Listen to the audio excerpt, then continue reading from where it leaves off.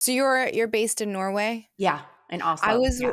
I was watching this TED Talk. It was after I was watching yours. I got into this loop, and she was talking about how in Norway and like the Netherlands and that whole region, loneliness is one in or is six is she calls it being haunted by loneliness. Mm. It's 16% of the population, and what is really ironic about that is the rest of the world looks at you guys as the happiest people in the Mhm. world.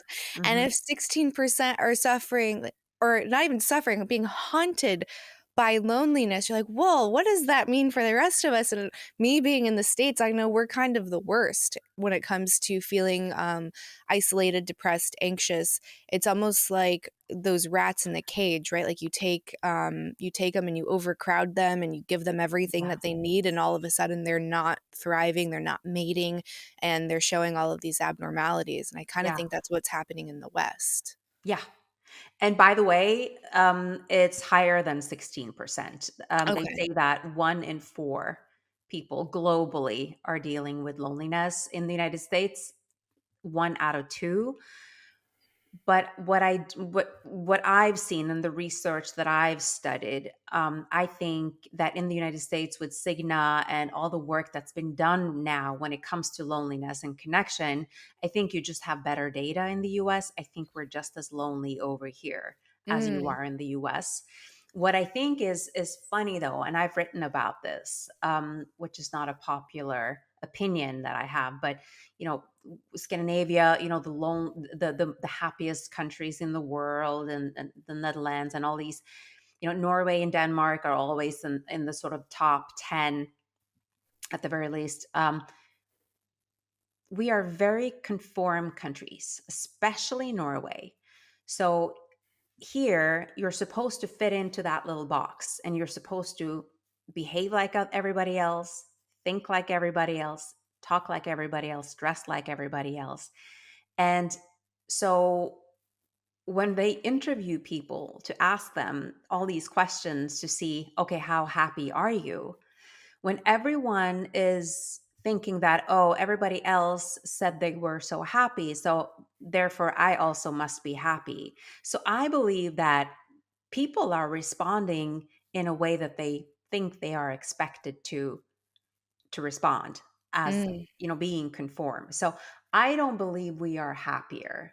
I think there is a dishonesty there about mm. how happy we really are. We also are pretty high up on the suicide I statistics. was just So gonna ask that. Do you yeah, know the numbers?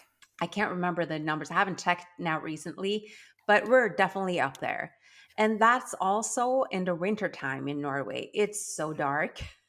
I mean, I get down. I feel I have less energy. It's really hard when you don't have sunshine. I don't know where you live, Candice, but over here in the winter, it's dreadful. So that makes people depressed. And of course it does. Yeah. Yeah, that's interesting. I never thought about the expectation when it comes to answering those questions, because it is in that I don't know if it was the Swiss or not, but whoever kind of started pioneering those death pods, right? I just Oh, had this. yeah. Have you seen them? I haven't actually. Oh, they are eerie. It's looks like this pod that you would kind of shoot out into space, and you go into it and it basically knocks you out and then you die. So like it sucks all the oxygen out, and they Wow. look at it as this act of compassion, and you should be able to do this. And I recently had Kelsey Sheeran on, and she is a huge advocate when it comes to mental health and taking care of vets and what Canada is doing with their MAID program. Yeah. And yeah, how can you be one of the happiest countries in the world if you're also pioneering suicide pods? That doesn't make sense. Doesn't make sense. So I No. think there are a lot of, and there's a lot of marketing, I would say, as countries to show the rest of the world how successful we are and how happy we are. So there's some of that too. Oh, propaganda, you Hmm. wouldn't say. That's not a thing. No, I was trying to look up some research when it came to loneliness, and let me see if I can find these numbers because Hmm. some of them were really surprising to me. And obviously, like, I get I'm sure everyone who's, like, creating content, it's a similar ailment we all have to suffer, which is everyone telling you you're not qualified. So I'm gonna lean into that and, like, by not being qualified, if I have access to these numbers, you have to ask what governments and politicians and professionals are doing when if they are the people that are supposed to be qualified, I'm assuming they have access to this and much better information. So if we're gonna talk about the dangers of being lonely, Mm. it is the same as smoking 15 cigarettes a day. It's more dangerous than being an alcoholic.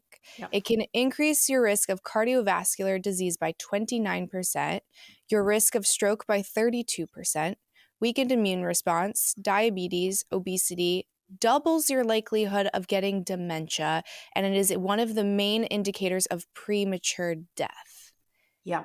So if we know that, Hmm. why on earth, if there is something that is making people sick, do you make them isolate?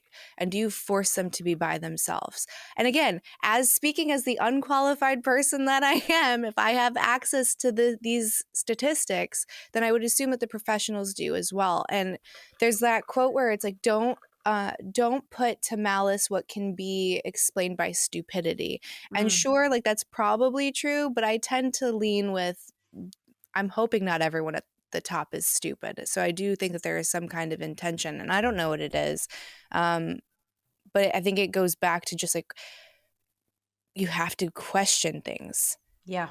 right? You have to question things. You don't just blindly accept what people are kind of telling you to do, especially when you inherently know that that's wrong. Yeah.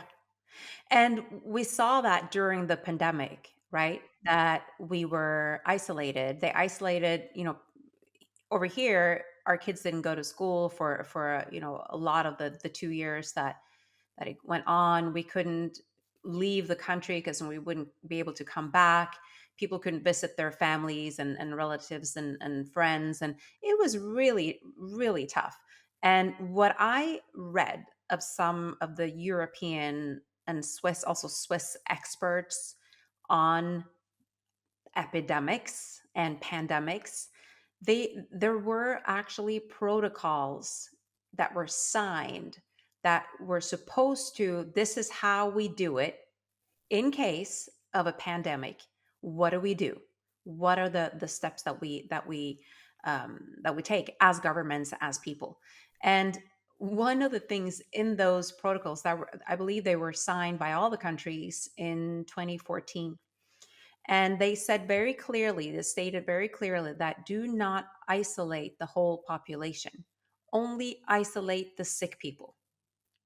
Because being isolated, and just goes to show what we know about loneliness, isolation is more dangerous than the illness itself. And I think we haven't even seen the top of the iceberg when it comes to the mental health and health issues that we're dealing with and we're going to be dealing with in the coming years. And according Mhm. to the World Health Organization and the UN, they predict that depression is going to be the number one cause of disability in the world by 2030. That's only a Wow. few years out. And already now it's one of the top. So people are increasingly depressed. And we know that isolation, and you mentioned the rat pack study. And we have so many studies like that that show that you isolate mammals, you isolate animals, humans, and we get sick, we get depressed, and we die. That's just, we are hardwired to be together, to connect. And so that's more dangerous than the virus. There's so many places I want to go with that.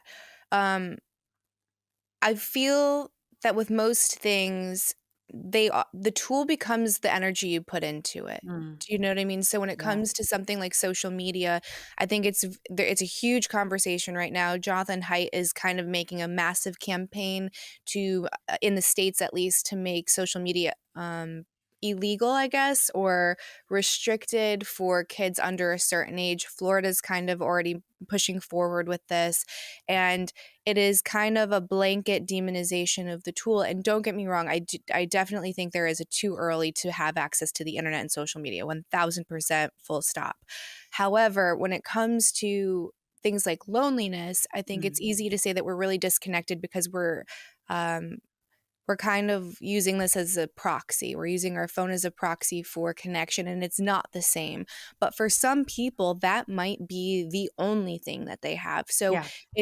you have to look at your position and what is available to you. Like if you are in a position where you can talk to your barista, or you have one good friend, or Mhm. you can go to the park and maybe like start up a conversation with someone at the, as you're passing by, versus someone who might not have any touch points throughout the day. Those are two different examples. So one person, this thing might be really valuable. And there's this podcast, it's called Drinking Bros, and like the foundation of of how they became so wildly successful, it's veteran ran, and they started doing meetups with people Mhm. online. Like they started Facebook groups, and the idea was suicide prevention, and no one should have to drink by themselves. So if you need a buddy to just sit next to you, right? Because like Yeah. there's the saying that guys sit shoulder to shoulder and women sit eye to eye. So let like dudes be dudes. And if Yeah. all you need is that masculine space and have someone Yeah. hold it for you, then we'll do that. And that is a beautiful example of technology filling the void of loneliness and making a really big difference. But then you can look at high schoolers, probably in particular, and they're going down the hall and they're texting and they're not doing any touch points, and they have the availability, right? It's hundreds of people that are Mm. at your disposal, and you're choosing to ignore it. So I think you have to have like a very individualized diagnosis, and you can't just say this is inherently wrong or this is That's right. inherently good. um so I I guess like agree. Yeah. how do you approach technology, especially as a parent, and Mhm. what access do you allow your kids, and what do you tell them how to use this tool? Yeah, it's a great question and something that I don't have the answer to that. I feel that my husband and I, we have pretty much let go. My kids are now 14 and 16 going on 17. And we have pretty much let them choose. As long as they're done with their homework and they do well in school, they can. My son, he's big on gaming. He games a lot. And actually for him, during the pandemic when he couldn't meet his friends and be at school, the fact that they could do their homework together over Zoom, whatever that the technology they used, or Teams, and then he could game and have be social with his for a few good years. My son didn't go out and be with his friends in person. They would be friends online, and today, he's all of a sudden choosing to go out more and meet his buddies in person. And we think that, it's wonderful. So he hasn't lost anything. He's just kept it alive, but online. So I've changed my mind a bit. We used to be super strict. I think I've just changed my mind when it comes to, I think you have to decide for your kids how it's working for them. And what I've seen with my kids and my daughter, she's not really into social media at all. So she talks a lot with her girlfriends on the phone, and they sort of FaceTime each other. And I think that's fine.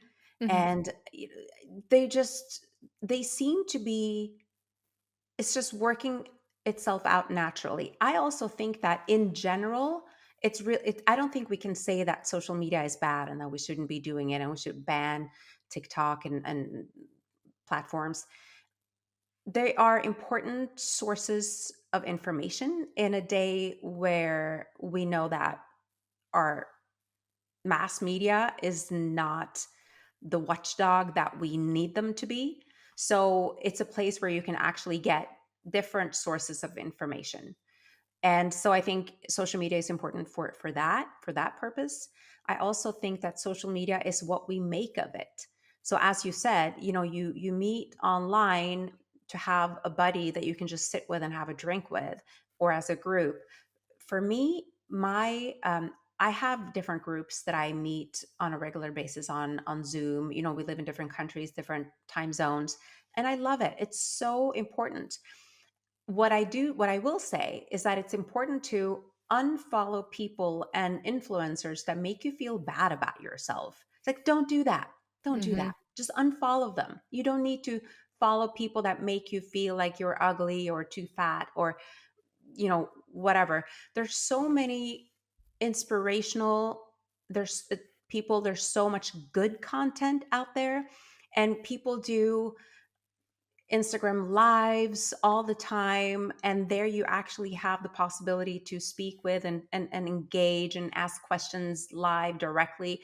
I think social media is actually a wonderful thing. So I'm actually all for it. Now I do think that you need to see with your own kids and kind of Mhm. decide how it depends on their personality. Like my kids are so different. I don't know about your kids, but Mhm. my two are like they could not be more different. My Mhm. son is like someone who gets addicted to like gaming. My daughter not at all. So with her we never have to worry.